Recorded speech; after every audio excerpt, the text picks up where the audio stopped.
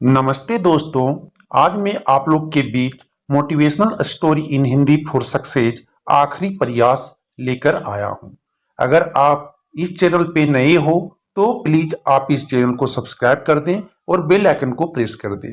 चलिए बिना लेट किए हुए स्टार्ट करता हूं आज की मोटिवेशनल स्टोरी।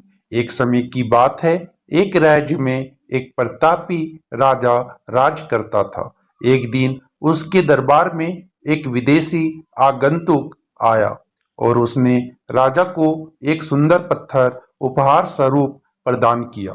राजा वह पत्थर देख बहुत प्रसन्न हुए।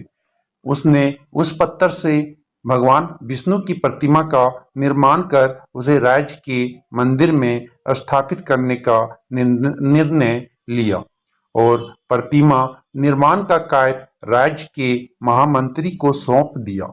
महामंत्री गांव के सर्वश्रेष्ठ मूर्तिकार के पास गया और उसे वह पत्थर देते हुए बोला, महाराज, मंदिर में भगवान विष्णु की प्रतिमा स्थापित करना चाहते हैं। 7 दिवस के भीतर इस पत्थर से भगवान विष्णु की प्रतिमा तैयार कर राजमहल पहुंचा देना। इसके लिए तुम्हें 50 स्वर्ण मुद्राएं दी जाएंगी।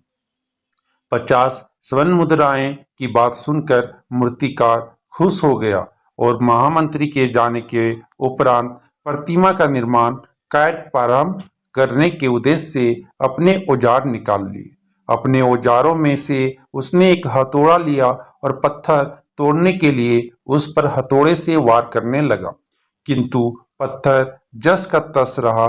मूर्तिकार ने हथौड़े के कई वार पत्थर पर किए, किंतु पत्थर नहीं टूटा। 50 बार प्रयास करने के उपरांत मूर्तिकार ने अंतिम बार प्रयास करने के उद्देश्य से हथौड़ा उठाया, किंतु यह सोचकर हथौड़े पर प्रहार करने के पूर्व ही उसने हाथ खींच लिया कि जब 50 बार वार करने से पत्थर नहीं टूटा तो अब क्या टूटेगा। वह पत्थर लेकर वापस महामंत्री के पास गया और उसने यह कह वापस कर दिया आया कि इस पत्थर को तोड़ना नामुमकिन है, इसलिए इससे भगवान विष्णु की प्रतिमा नहीं बन सकती। महामंत्री को राजा का आदेश हर स्थिति में पूर्ण करना था, इसलिए उसने भगवान विष्णु की प्रतिमा निर्मित करने का कार्य गांव के एक साधारण से मूर्तिकार को सौंप दिया। पत्थर लेकर मूर्तिकार ने महामंत्री के सामने ही उस पर हथौड़े से प्रहार किया और वह पत्थर एक बार में ही टूट गया। पत्थर टूटने के बाद मूर्तिकार प्रतिमा बनाने में जुट गया। इधर महामंत्री सोचने लगा कि काश पहले मूर्तिकार ने एक अंतिम प्रयास और किया होता तो सफल हो गया होता और 50 स्वर्ण मुद्राएं का हकदार बनता।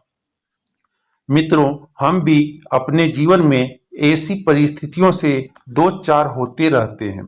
कई बार किसी कार्य को करने के पूर्व या किसी समस्या के सामने आने पर उसका निराकरण करने के पूर्व ही हमारा आत्मविश्वास डगमगा जाता है और हम प्रयास किए बिना ही हार मान लेते हैं। कई बार हम एक दो प्रयास में असफलता मिलने पर आगे प्रयास करना छोड़ देते हैं, जबकि हो सकता है कि कुछ प्रयास और करने पर कार्य पूर्ण हो जाता या समस्या का समाधान हो जाता। यदि जीवन में सफलता प्राप्त करनी है तो बार बार असफल होने पर भी तब तक प्रयास करना नहीं छोड़ना चाहिए जब तक सफलता नहीं मिल जाती। क्या पता जिस प्रयास को करने के पूर्व हम हाथ खींच ले वही हमारा अंतिम प्रयास हो और उसमें हमें कामयाबी प्राप्त हो जाए। Thank you.